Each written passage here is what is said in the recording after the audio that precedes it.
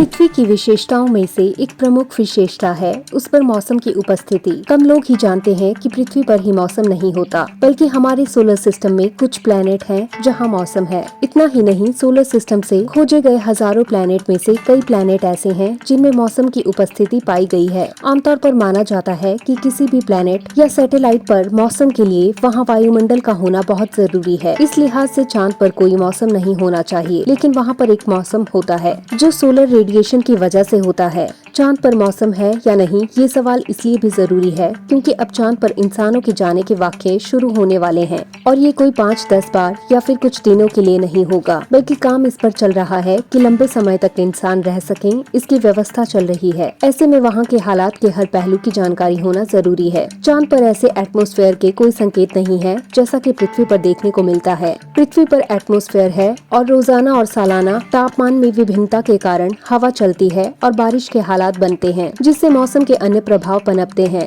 लेकिन पृथ्वी की magnetic field के कारण यहाँ सोलर रेडिएशन नहीं पहुँच पाती, इसलिए यहाँ अंतरिक्ष का मौसम नहीं होता। सोलर विंड्स के कारण अंतरिक्ष का भी मौसम होता है जो समय समय पर बदलता रहता है। चांद पर एटमॉस्फेयर और मैग्नेटिक फील्ड न होने के कारण सोलर विंड्स और सोलर रेडिएशन वहाँ अंतरिक्ष का मौसम बना देते हैं। इसमें सूर्य से आने वाले चार्ज्ड पार्टिकल्स और मेटेरॉइड्स की स्ट्रीम्स होती हैं। चांद पर सोलर विंड्स और मेटेरॉइड्स की सीधी पहुंच होती है, जिसका वहां की सतह पर पूरा असर देखने को मिलता है। ये लगातार चांद की मिट्टी में बदलाव लाते रहते हैं। इसी की वजह से चांद की मिट्टी से गैसें भी निकाली जा सकती हैं और उसमें एक बहुत ही महीन और पतला वायुमंडल भी बनता होगा जो पृथ्वी के बाह्य मंडल की तरह होगा। लेकिन चांद के इस मौसम की इंसानों को आदत नहीं है, क्योंकि पृथ्वी का एटमॉस्फेयर और मैग्नेटोस्फेयर प्रमुख तौर पर पृथ्वी पर अंतरिक्ष के मौसम और उसकी पहुंच को रोकने का काम करते हैं। लेकिन पृथ्वी की निचली कक्षा, जहां पर हमारे सैटेलाइट और स्पेस स्टेशन काम करते हैं, उस पर इस मौसम का असर जरूर होता है और उससे उनके उपकरण बेकार तक हो सकते हैं। लेकिन चांद के मौसम के बारे में जानना हमारे लिए पहले से ज्यादा जरूरी हो गया है। 2 साल में नासा का आर्टेमिस मिशन